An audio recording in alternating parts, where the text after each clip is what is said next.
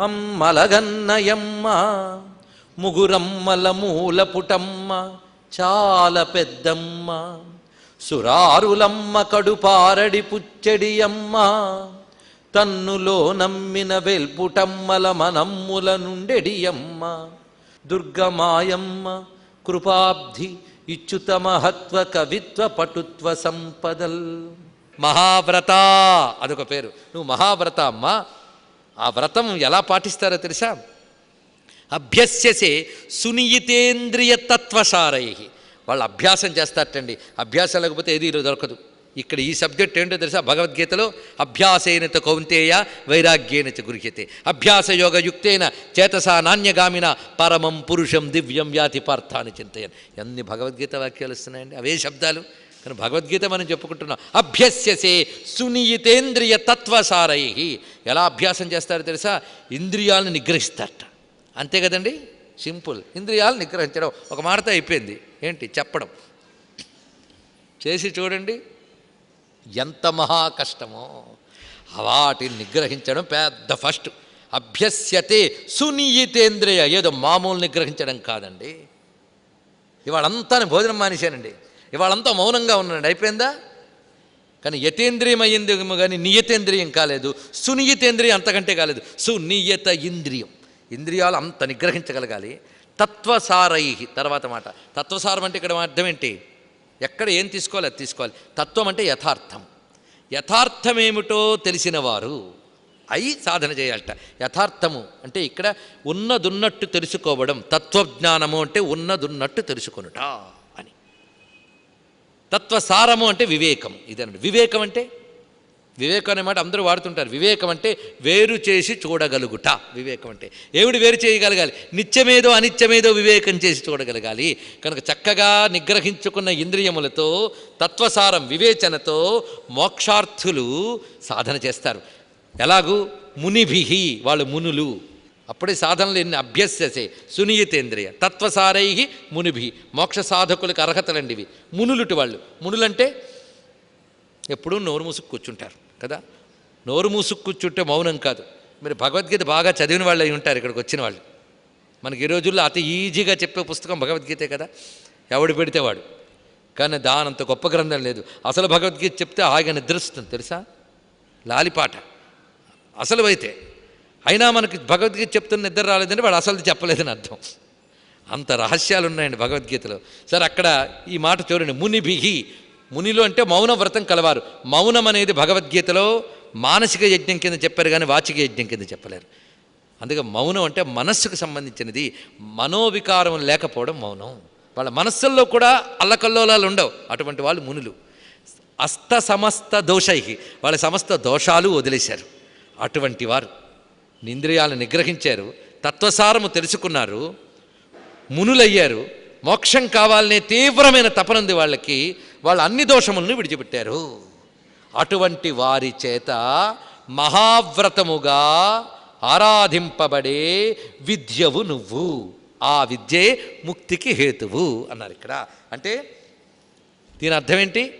మోక్ష సాధకులు సాధన చేసే మోక్ష విద్యారూపిణివి నువ్వు.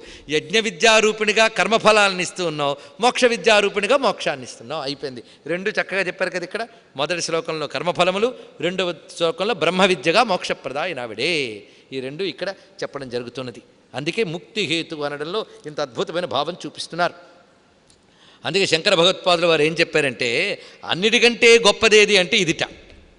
ఇది దొరకనంత వరకు ఏది దొరుకుతున్నా ఇంకోటి ఏదో మిగులుతూనే ఉంటుంది, ఇంకొకటి ఏదైనా మిగులుతూనే ఉంటుంది. అంతవరకు అశాంతే. మీరు ఎన్ని భౌతిక కర్మలు చేసినా, ఎన్ని యజ్ఞకర్మలు చేసినా ఇది వచ్చే వరకు లేదు, లాభం లేదుట. అయితే మరి అవన్నీ చేయడం ఎందుకంటే అవి చేయగా చేయగా ఎప్పుడు చిత్తశుద్ధి వచ్చి ఇది వస్తుంది.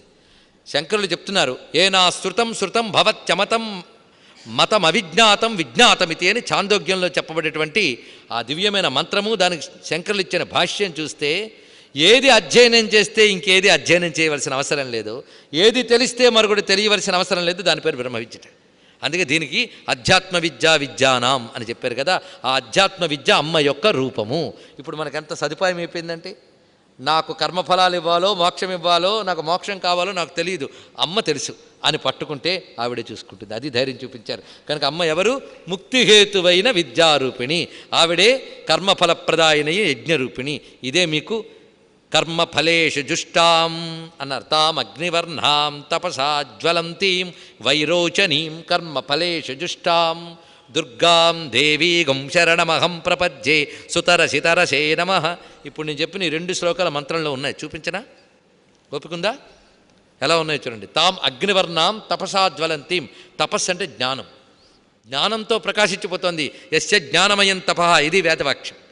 జ్ఞానంతో ప్రకాశించిపోతుంది. తపసా జ్వలంతీం. ఏమిటా ప్రకాశం అంటే వైరోచనీం, విశేషమైన ప్రకాశం. ఆ తల్లి ఈ కర్మఫలములని ప్రేరేపిస్తూ యజ్ఞరూపిణిగా ఉంది. కర్మఫలేష జుష్టాం. అలా ఊరుకుంటుందా? ఆవిడ నువ్వు శరణు వేడు. దుర్గాం దేవీం శరణమహం ప్రపద్యే అంటే సుతరసితరసే నమః. గొప్పగా దాటిస్తుంది, మళ్ళీ వెనక్కి పడక్కర్లే, పూర్తిగా దాటించేస్తుంది. పూర్తిగా దాటిస్తే తారకం, అదే మోక్షం. కనుక మోక్షప్రదాయిని. కర్మఫలేషు జుష్టాం సుతరసితరసే నమః. మొదటిది యజ్ఞఫలప్రదాయిని, రెండవది మోక్షదాయిని. కనుక వేదములో పూర్వభాగమైన యజ్ఞములు యందు స్వాహాస్వధారూపిణివై నువ్వు కర్మఫలాలు ఇస్తున్నావు. ఉత్తర భాగమైనటువంటి వేదాంతమునందు బ్రహ్మ విద్యారూపిణివై మోక్షాన్ని ఇస్తున్నావు. కనుక మొత్తం వేదస్వరూపం ఇక్కడ చెప్పబడింది కదా. కనుక ఇప్పుడు ఈ 2 తెలుసుకోవాలంటే దిక్కేమిటి మనకి? చూడండి, యజ్ఞ విజ్ఞానం తెలియాలన్నా బ్రహ్మ విద్య తెలియాలన్నా దేని ద్వారా తెలుస్తుంది మనకి? సులభం, వేదము ద్వారా తెలుస్తుంది. ఎందుకంటే వేదంలోనే పూర్వభాగం కర్మదైతే ఉత్తర భాగం వేదాంతంగా 2 దేంట్లో ఉన్నాయి, వేదాంతమే కదా. కనుక ఇప్పుడు అమ్మవారు వేదస్వరూపిణి. ఇప్పుడు ఈ 2 శ్లోకాలతో మనం వచ్చిన కన్క్లూజన్ ఏంటి? వేదస్వరూపము. ఆ వేదస్వరూపం తర్వాత చూపిస్తున్నాడు. శబ్దాత్మికా సువిమలార్ఘ్య యజుషాం నిధానం ఉద్గీత రమ్య పద పాఠవతాంచ సామ్నాం దేవీత్రయీ భగవతి భవభావనాయ వార్తాచ సర్వజగతాం పరమార్తిహంత్రి. చూసారా, 3 రకాలే ఉంటాయటండి. ఈ 3 ఈ శ్లోకంలో చెప్పాడు. ఒకటి యజ్ఞం, ఇంకొకటి మోక్షం, మూడోది ఒకటి ఉంది. అందరూ యజ్ఞాలు చేస్తున్నారా? అగ్నిహోత్రాలు యజ్ఞం అనుకోవద్దు, దేవతల పూజలన్నీ యజ్ఞాలు అనుకుందాం. అందరూ చేస్తున్నారా లోకంలో? ఎక్కడొచ్చిన వాళ్ళందరూ నేను అనట్లేదు, ముందు లోకం గురించి ఆలోచించండి. అందరూ చేయట్లేదు, కనుక యజ్ఞాలు అందరూ చేయట్లేదు. ఇక మోక్షం కోసం సాధనలు అతి కొద్ది మంది. మనుష్యానాం సహస్రేషు కశ్చిత్ జతతి సిద్ధయే. మోక్ష సాధన అంత తేలిగ్గా చేయలేరు. ఇది చెప్పాం కనుక మంద కాదు అనుకోవద్దు, కష్టమే అని కూడా ఒప్పుకుందాం, కానీ గొప్పదని తెలుసుకుందాం అంతే. అది అంత తేలిగ్గా చేయలేరు. కానీ యజ్ఞములు కొందరు చేస్తారు, మోక్ష సాధనలు కొందరో చేస్తారు. మిగిలిన వాళ్ళందరూ చేస్తున్నది ఏమిటి? బతుకు తెరువు. ఇది అందరూ చేస్తారు కదా, సందేహం లేదు. ముప్పుట్ల తినడానికి సంపాదించడం, ఇది ఎవరైనా మానేస్తారా? అంటే మా అమ్మవారు యజ్ఞస్వరూపిణి అన్నది మీరు చెప్పారు, మోక్షహేతువును చెప్పుకున్నారు. అంతేగాని బతుకు తెరువు కోసం వెళ్ళే వాళ్ళు ఎవరికి ఇంకా అమ్మవారు లేరు, అమ్మవారు కారు కదా, కాదుట. అది ఇక్కడ చెప్తున్నాడు. ఏమిటో చూడండి, ఎంత అందమైన మాట. అమ్మ, ఈ వేదాంత జ్ఞానం అంతా మాకు వేదము ద్వారానే లభించింది కదా. కర్మజ్ఞానం కానీ వేదాంత జ్ఞానం కానీ వేద రూపంలో దొరికింది కనుక ఆ వేదము నువ్వు శబ్దాత్మిక, శబ్ద బ్రహ్మవు. శబ్ద బ్రహ్మ అంటే వేదమే, వేదముకే శబ్ద బ్రహ్మ అని పేరు. ఏ శబ్దము చేత మనము జ్ఞానము తెలుసుకుని తరించగలమో ఆ శబ్దము వేదము, అది అమ్మ రూపము.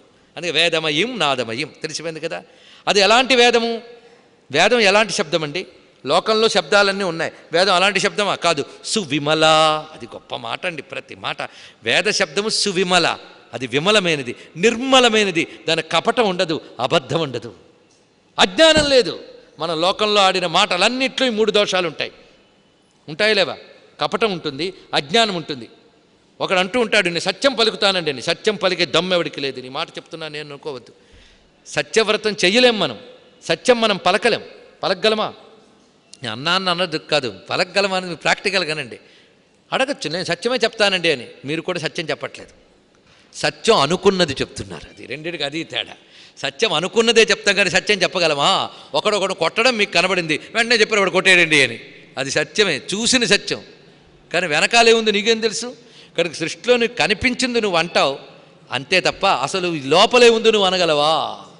అయితే ఇది అనడం కూడా మంచిదే, తప్పేం కాదు. కానీ ఇదే పెద్ద సత్యవ్రతం మురిసిపోకు. ఇక్కడ అసలు నిజమైన శబ్దము, నిష్కపటమైన శబ్దము, ఏమాత్రం అజ్ఞానం లేకుండా చెప్పిన శబ్దము, వ్యర్థము కాని శబ్దము. మనం ఒక రోజులో మాట్లాడిన మాటలన్నీ ఏమిటో రాత్రి పడుకునే ముందు ఆలోచించండి ఒక్కసారి. మనం ఆడిన మాటల్లో పొల్లు శాతం ఎక్కువ. మహా పనికొచ్చిన ఒకటో రెండో ఉంటాయేమో. అవునా లేదు? ఆలోచించుకుంటే కనుక మనం చాలాసార్లు డమడమధ్వనితోటి ఢక్కగాక అయిపోయింది, ఇంకేమిటుంది. కానీ నిజానికి ఒక్క అక్షరం కూడా వ్యర్థము కాకుండా పలికిన శబ్దం ఏదైనా ఉందా అంటే వ్యర్థము కానిదై ఉండాలి, సత్యమై ఉండాలి, జ్ఞానంతో కూడి ఉండాలి, నిష్కపటమై ఉండాలి. అలాంటిది ఏదైనా ఉందా అంటే అలా ఉంటే ఆ మాటకి సువిమల అంటారు. ఆ సువిమల అయిన శబ్దం ఏదంటే శబ్దాత్మిక సువిమల, అది వేదము. అది అనర్థం. వేదం ఒక్కటే సువిమల. ఆ శబ్దము ఎన్ని రకాలుగా దొరుకుతుందో చెప్పాడు. ఋగ్యజుషాం నిధానం ఉద్గీతరమ్య పదపాటవతాంచ సామ్నా అన్నారు. ఆ వేదం 3 విధములుగా ఉన్నది. ఒకటి రుక్కు, ఇంకోటి యజుస్సు, మూడవది సామము. మరి నాలుగవదో ఈ 3 భాగములు కలిస్తే 4. 3 ఒక భాగం అది అధర్వణ వేదం. కానీ 4 వేదాలకి రుక్కులు, యజుస్సులు, సామములు. అంటే మంత్రాన్ని శ్లోకాత్మకంగా చెప్తే రుక్కులు, గద్యాత్మకంగా చెప్తే యజుస్సులు, గేయంతో నాదాత్మకంగా చెప్తే సామము. అంతే. ఈ 3 రకాల మంత్రములు 4 వేదాల్లోనూ ఉంటాయి.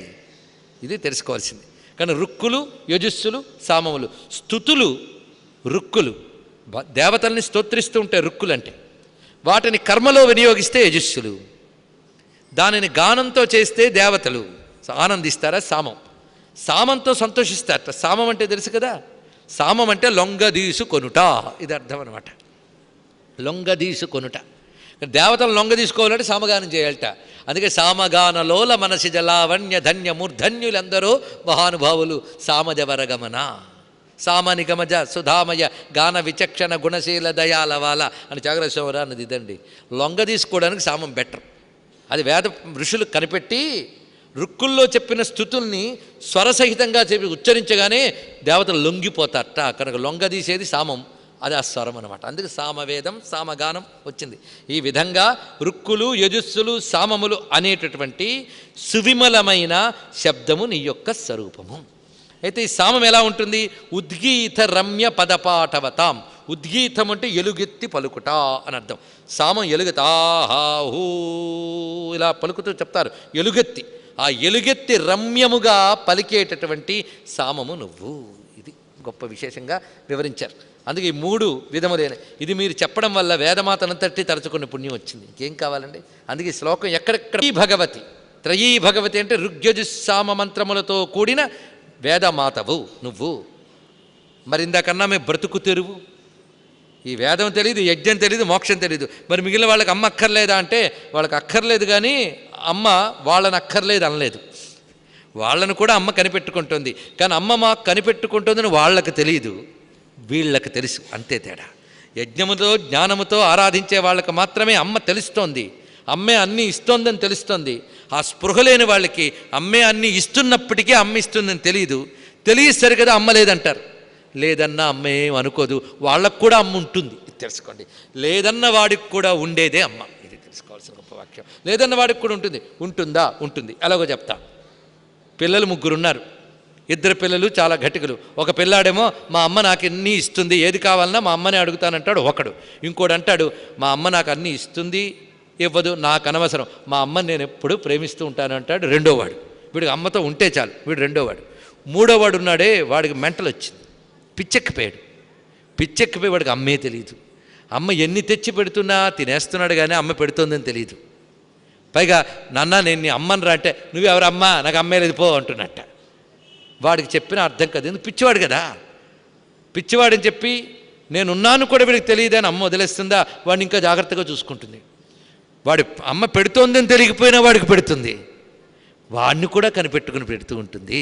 నువ్వు నాకు అమ్మవు కాదు, అవునులే అమ్మను కానులే, ఈ ముద్ద తినైనా అంటుందండి. ఎంత దయామయ్య తల్లి.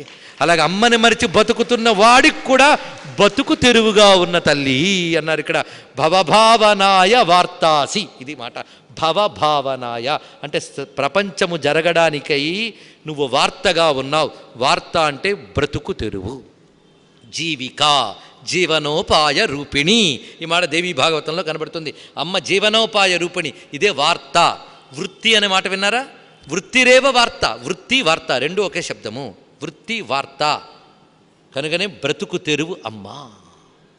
ఒక ఆయన అన్నాడు, వాడికి ఏ బ్రతుకు తెరువు తెలియదండి, అందుకే అడుక్కుంటున్నాడని. ఆ తెరువు తెలిసిందిగా, అడుక్కునే తెలివి ఉంది కదా, అది కూడా అమ్మే.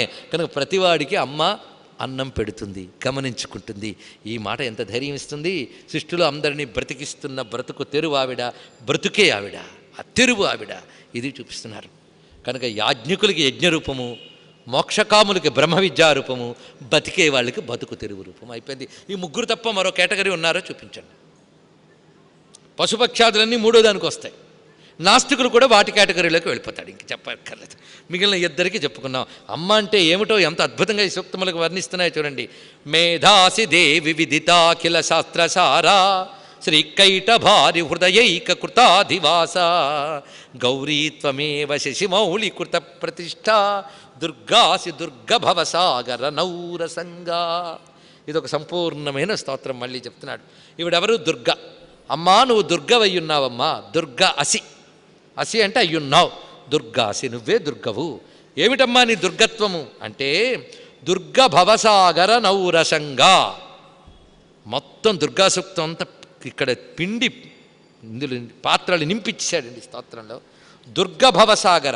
దుర్గము అంటే ఇక్కడ అమ్మో మేము దాటలేం బాబు అని భయపడేటటువంటి ఈ సంసారం అనే సాగరం. ఇది దాటడం మహా కష్టం, మహా కష్టం. మన వల్ల అవుతుందా అండి? ఆవిడ అనుగ్రహించకపోతే, సంసార పంక నిర్మగ్న సముద్ధరణ పండిత ఆ తల్లి అనుగ్రహించకపోతే మనం బయట పడగలమా? అందుకు కొట్టుకుపోతున్న నిన్ను ఒడ్డున పడేయడానికి నువ్వున్న నదిలోకే ఆవిడ నావలుగా వచ్చింది ఆ తల్లి. అందుకు మమ్మల్ని తరింపజేయడం కోసం ఈ సంసార సముద్రంలో అప్రతిహతమైన నౌక, మామూలు కాదు. అంటే వచ్చింది, నేను ఎక్కుతాను, ఒడ్డు చేరతానో లేదో చూద్దాం, వెళ్ళినప్పుడు చూద్దాంలే, వెళ్ళినప్పుడు కాదు, ఇది పట్టుకుంటే నువ్వు వెళ్ళిపోతావు అంతే, గుర్తుపెట్టుకోండి. అందుకు అమ్మవారిని ఆశ్రయించాను, మోక్షం అనేది వచ్చినప్పుడు చూద్దాం, తప్పు. అమ్మని ఆశ్రయించావా, మోక్షం వచ్చినట్టే లెక్క నీకు, అంతే గుర్తుపెట్టుకో. అయితే నీ సాధనలో తీవ్రత లోపమో ఉండొచ్చు, కానీ ఎప్పటికైనా ఒడ్డు చేరతావు. ఇదొకటే. నాకు మోక్షం ఉంది, ఏమిటా ధైర్యం? అమ్మని పట్టా, అంటే ఒక్కటే ధైర్యం, మరొకటి లేదు. నీ క్వాలిటీస్ ఎవడికి కావాలి? పట్టుకున్నావిడ గొప్ప ఆవిడ. నువ్వు ఎక్కింది నౌక, అది నేను తీరుస్తుంది, నువ్వు చేరేవు అనుకో ఇక్కడ. కనుకనే ఎంత ధైర్యంతో ఉంటాడు తెలుసా సాధకుడు, అమ్మను ఆశ్రయించిన సాధకుడు. ఆ ధైర్యం దుర్గభవసాగర నౌహ్రసంగా, అది ఎక్కడమాట. దేనికి అంటకుండా నిన్ను దాటించేటటువంటి గొప్ప నౌక అమ్మవారు. అందుకే తరింపజేసే శక్తిని దుర్గా అంటారు. దుర్గా శబ్దానికి బోల్డ్ అర్థాలు ఉన్నాయి. ఇంత దుర్గా చెప్తూ చెప్పకుండా ఊరుకుంటామా? చెప్పుకుంటాం. రోజుకి ఎన్ని వస్తాయో నాకు తెలియదు, మీరు గుర్తుపెట్టుకోండి. ఇప్పుడు ఒక అర్థం చెప్తాం అని వైదికార్థములు. అమ్మ గురించి దేవి ఉపనిషత్తులు చెప్తాడు ఏమిటంటే, ఈ తల్లి తాం దుర్గాం దుర్గమాం దేవీం దురాచార విఘాతినిం నమామి భవభీతోహం సంసారార్ణవతారిణి. సంసారానికి భయపడిపోతున్న నన్ను ఈ సముద్రం నుంచి దాటించేదానువు నువ్వమ్మా అన్నాడు. సముద్రం నుంచి దాటాలి అంటే ముందు సముద్రం అంటే భయం వేయాలి. మనకు వేసిందా? సముద్రం అంటే భయం ఎవరికైనా వేసిందా? సముద్రం నుంచి దాటడానికి ఫస్ట్ క్వాలిఫికేషన్ భయం అంట. నాకేం భయం లేదండి అంటే అది అజ్ఞానం అంట. సంసారం అంటే భయం లేదు అంటే అప్పుడు భయపడాలటండి. సంసారానికి భయపడకపోతే ఎలాగా? అందుకే నరసింహస్వామి అడిగాడు ప్రహ్లాదుని, ఏం నన్ను చూస్తే నీకు భయం వేయట్లేదా అని. నిన్ను చూస్తే భయం ఏంటయ్యా, సంసారానికి భయపడాలి కానీ అన్నాడు. కరదంష్ట భృకుటి సటానకయు ఉగ్రధ్వానయున్ రక్తకేశరయున్ దీర్ఘతరాంత్రమాలికయు భాస్వన్యత్రయున్నైన నీ నరసింహాకృతి చూచి నే వెరవ. మరి దేనికి భయపడతావు? దుర్భర సంసాರದ వాగ్నికి వెరతు నీ పాదాశ్రయం చేయమే. తెలివైన వాడు సంసారానికి భయపడతాడు. మనకి అది తెలివి లేదే, వచ్చింది బాధ. సంసారమే పెద్ద భయం. సంసారంలో భయం ఏమిటి? జబ్బులు ఉపజబ్బులు లాంటివి ఇప్పుడు మనం పొంది, అది అసలు పెద్ద జబ్బు. అది దాని నుంచి బయటపడాలండి. ఆ బయటపడాలంటే సంసార కూపమతి ఘోరమగాధ మూలం సంప్రాప్య దుష్ట సర్ప సమాకలస్య దీనస్య దేవదయయా అని శరణ వేడేరే ఎవరు? శంకర భగవత్పాదుల వారు, లక్ష్మీ నృసింహ మహమ్మద్ ఏకరావరం. అలాగే ఇక్కడ ఆ మాట చెప్తున్నాడు, దుర్గభవసాగర నవురసంగా. అందుకు అమ్మవారంటే దాటించే శక్తి. నువ్వు దాటలేని దాన్ని దాటించే శక్తి అమ్మవారు. ఇదే దుర్గా అనే మాటకు అర్థం ఏంటంటే నువ్వు దాటలేని దాన్ని దాటించే శక్తి దుర్గా. ఆ డెఫినేషన్ ఇచ్చింది వేదం. అందుకే నమామి భవభీతోహం సంసారార్ణవతారిణీం, తారిణీ శక్తి. అందుకే సుతరసితరసే నమః. ఎంత చక్కగా దాటిస్తుందంటే మళ్ళీ నువ్వు ఇంకోడెవడో దాటించాల్సిన అవసరం లేదు, కంప్లీట్గా ఈవిడే తీసుకెళ్ళిపోతుంది. అంటే మధ్యలో నేను తీసుకెళ్ళి అక్కడ వదిలేస్తాను, ఇంకోటి వచ్చి అక్కడి నుంచి నేను తీసుకెళ్తాడులే అని చెప్పదు ఆవిడ. ఆవిడే అక్కడికి తీసుకెళ్ళిపోతుందండి, దాటించే శక్తి ఆవిడ. అలాంటి దుర్గ ఎవరు అంటే మేధాసి దేవి విదితాఖిల శాస్త్రసారా. శాస్త్రం తెలియడం కాదండి, శాస్త్ర సారం తెలియాలట. శాస్త్ర సారం తెలియాలి. సారం చెప్పిన శాస్త్రాలు చెప్పి లాభమే ఉంది. అందుకే చదువులలో మర్మమెల్ల చదివిది తండ్రి. అందుకే సమస్త శాస్త్ర సారం తెలియాలి అంటే నీకోటి ఉండాలి. ఇక్కడ చెప్పేవాడు చెప్తూ ఉంటాడు గొంతు నొప్పితో, గ్రహించడానికి నీకోటి ఉండాలట. ఏమిటి? మేధ అన్నాడు ఇక్కడ. శాస్త్ర సారమైన మేధవు నువ్వు, అంటే శాస్త్ర సారాన్ని తెలుసుకోగలిగే బుద్ధివి నువ్వు, జ్ఞానస్వరూపుడివి నువ్వు. మేధాసి దేవి విదితాకిల శాస్త్రసార అంటే ఏ దేవతని చెప్పారు ఇక్కడ? సరస్వతీదేవిని చెప్పారు. చూడండి ఇక్కడ. రెండవది శ్రీహి కైటభారి హృదయైక కృతాధివాస. నారాయణుని యొక్క హృదయంలో ఉండే లక్ష్మివి నువ్వు. మేధాసి దేవి విదితాకిల శాస్త్రసార అంటే సరస్వతీదేవి. శ్రీహి కైటభారి హృదయైక కృతాధివాస. కైటభారి అయిన నారాయణ యొక్క హృదయంలో ఉన్నటువంటి లక్ష్మివి నువ్వు. ఆ నువ్వే గౌరీత్వమేవా. ఆ నువ్వే గౌరివి. ఎవరా గౌరి? శశిమౌళి కృత ప్రతిష్ఠ. ఆ శివుని యందు ప్రతిష్ఠితురాలు ఎందుట. ప్రతిష్ఠ అంటే మరి కదలదు, అది అనమాట. అక్కడ ఎలా ఉందంటే కదలకుండా విడవకుండా ఉంది కనుక ప్రతిష్ఠ అన్నమాట వేశారు. శశిమౌళి ఆ చంద్రశేఖరుని యందు ప్రతిష్ఠ అయినటువంటి గౌరీదేవి నువ్వు అని. అసలు ఇంకా చెప్పాలంటే ఆయన గారికి ఈవిడే ప్రతిష్ఠ. ఈవిడ లేకపోతే ఆయనకు ప్రతిష్ఠ ఉంది, అంతా ఈవిడే. శివశక్త్యాయుక్తో ఏది భవతి శక్త ప్రభుత్వం, అంత ప్రతిష్ఠ ఆవిడదే. మన శివప్రతిష్ఠ, ఆయన కీర్తి అంతా ఈవిడే. అందుకు 3 మాటలు చెప్పడంలో అమ్మా నువ్వు శాస్త్రసారమైనటువంటి మేధవు, ఆ నువ్వే కైటభారి హృదయంలో ఉన్న లక్ష్మి, ఆ నువ్వే శివుని యొక్క వామభాగమనందు ప్రతిష్ఠితురాలైన గౌరీదేవి. మొత్తానికి ఆ 3 ఒకటైన దుర్గవు. అది ఈ శ్లోకంలో చూపించారు. ముగురమ్మల మూలవటం అనేది ఇక్కడ పెట్టాడండి. ఇక్కడ శంకరుడు ఇదే మాట తీసుకుని గిర్దేవతేతి గరుడధ్వజ సుందరీతి శాకంభరీతి శశిశేఖర వల్లభేతి సృష్టిస్థితి ప్రళయకేళిషు సంస్థితాయ తస్యై నమస్త్రిభువనైక గురోస్తరుణ్యై గిరామాహుర్దేవీం ద్రుహిణ గృహిణీమాగమ విద హరే పత్నీం పద్మాం హరసహచరీం అద్రితనయాం తురీయా కాపిత్వం దురధిగమ నిశ్చీమ మహిమా మహామాయా విశ్వంభ్రమయసి పరబ్రహ్మ మహిషి అన్నారు ఇక్కడ. ఎందులో ఇది? సౌందర్యలహరిలో. అది కనకధార స్తోత్రంలో. 2 భిన్న స్తోత్రాలైనా మాట మాత్రం ఒక్కటే. ఏమిటి? మేము పూజించే కనకధార లక్ష్మి, మేము పూజించే సౌందర్యలహరి లలిత. ఈవిడెవరు అంటే సరస్వతి లక్ష్మి గౌరీ స్వరూపములు, ముగురమ్మల మూలపుటమ్మ. అది ప్రస్తావన చేశారు. ఇప్పటి వరకు చెప్పిన దాన్ని సమీక్షించండి. స్వరూపము, విభూతి, లీల ఇవి చెప్పి యజ్ఞము, మోక్షము, బ్రతుకు తెరువు ఇవి చెప్పారు. ఇప్పటికి వచ్చేటప్పటికీ ఆ తల్లే ముగురమ్మల మూలపుటమ్మ అయిపోయింది కదా. ఇంతవరకు సెట్ అయిపోయిందండి. ఆవిడకి తెలుసు ఎప్పుడు పూర్తి చేసుకోవాలో. సరిగ్గా ఇక్కడ పూర్తి చేసింది. ఇక్కడ నుంచి మొత్తం 11-12 శ్లోకాలు ఒకటే సబ్జెక్టు. 11-12 ఎందుకన్నానో తర్వాత చెప్తా. ఏం 12-11 చెప్పచ్చుగా ఉంది. ఈ 11-12 శ్లోకాలు ఒకే విషయం మీద వెళ్తాయి. ఏమిటా విషయం అంటే ఇప్పటి వరకు నువ్వు చేసిన పని మర్చిపోయారా? పని నిన్ననే చేసింది. ఏమిటది? మహిషాసుర సంహారం. ఈ మహిషాసుర సంహారం ఇప్పుడు చేసింది. ఇలాంటివి చాలా చేసింది. ఒకటేనా? తర్వాత శుంభుని చంపుతుంది, చండముండుని చంపుతుంది. మొన్నటికి మొన్న మధుకైడపుల పని పూర్తయింది. అంతకంటే ముందు భండాసురుడి పని పూర్తయిపోయింది. మరి ఇన్ని చేసినటువంటి మొత్తం అమ్మ పని ఏమిటంటే రాక్షసులను చంపడం. ఈ రాక్షసులను చంపడం అనే అమ్మ పనిలో ఆంతర్యం ఏమిటి? అది ఇక్కడ దేవతలు స్వయంగా అమ్మతో చెప్తున్నారు. మీకు నాకు చెప్పడం కాదు, అమ్మతోనే. ఇది చెప్పడానికి వాళ్ళకి 11 శ్లోకాలు పట్టాయంటే మనం ఎంత జాగ్రత్తగా ఆలోచించాలో చూడండి. 11 శ్లోకాల్లో అసుర సంహారం చేయడంలో ఆంతర్యం ఏమిటో చెప్తున్నారు ఇక్కడ. ఎందుకంటే జగజ్జనని అన్నప్పుడు జగత్తులో అసురులు ఉన్నారు, సురులు ఉన్నారు. మరి దేవతల్ని కాపాడి రాక్షసుల్ని చంపింది అంటే వాళ్ళకి తల్లి కదా, వాళ్ళని అలా చేయొచ్చా అంటే ఆ ప్రశ్నలకి సమాధానం ఇక్కడ చెప్తున్నారు. ఇక్కడ ఇది చెప్తూ ఆ పరాక్రమ స్వరూపమైన అమ్మని తలంచుకుని మరెప్పుడు భయపడకుండా ఆ స్వరూపాన్ని ఆనందంగా చూసేటట్టు మన గుండెల్లో నిలబెడుతున్నారండి. జయ జయ హే మహిషాసుర మర్దిని రమ్య కపర్దిని శైలసుతే అని నమస్కరించగలిగేటంత అద్భుతమైన మహిషాసుర మర్దిని మన ముందు చూపించబోతున్నారు. వాళ్ళు చూస్తూ ఉన్నారు. ఆ ప్రతాపమూర్తి యుద్ధం చేసినప్పుడు ఎన్ని అందాలు చూపించిందో మనం గమనించలేదు. ఎంత వేగ మహిషాసురుడు చేస్తాడా అని ఎదురు చూసాం. కానీ వాళ్ళవన్నీ తిరిగి గుర్తు తెచ్చుకుంటున్నారు. రివైండ్ గుర్తు తెచ్చుకొని అబ్బా యుద్ధం చేస్తున్నప్పుడు అమ్మా ఎంత గొప్పగా ఉంది నీ దివ్యమంగళ స్వరూపము. దీని గురించి చెప్పాలంటే మరి ధూర్జుడు చెప్పాలి. ఏ దేవి వీర శృంగారమూర్తి అంటాడు. అది వీర శృంగారమూర్తిట. ఆ వీర శృంగారమూర్తి మహావీర సౌందర్య రసాకృతి మహాశక్తి నిన్నే నేను ఆశ్రయించితి. అది మహావీర సౌందర్య రసాకృతి ఆ తల్లి యొక్క స్వరూపం. ఆ సౌందర్య రసాకృతిని ఇక్కడ చూపిస్తున్నారు. అంటే ఇప్పటి వరకు చెప్పబడినటువంటి యజ్ఞస్వరూపిణి, బ్రతుకు తెరువు రూపిణి, వేదాంత రూపిణి, విశ్వవ్యాపిని, సర్వదేవతాత్మిక అయిన తల్లి మహిషాసురమర్దినిగా చూపించిన స్వరూపంలో ఉన్న ఆంతర్యం ఏమిటో ఇక్కడి నుంచి మొదలు పెడుతున్నారు. ఈషత్ సహా సమమలం అనేటువంటి శ్లోకం నుంచి ఇది రేపటి రోజున తిరిగి చెప్పుకుందాం. చూసారా, మహిషాంతకరి సూక్తం పూర్తి కాలేదు, పూర్తి కాకూడదు. అది పూర్తి చేసుకున్నా మనసులో ఎప్పుడు మననం చేసుకుంటూ ఉండాలి. మిగిలిన స్తోత్రముల్లో దాగినటువంటి వేదాంతార్థముల్ని మననం చేసుకుందాం. సర్వం శ్రీ జగదంబా చరణారవిందార్పణమస్తు.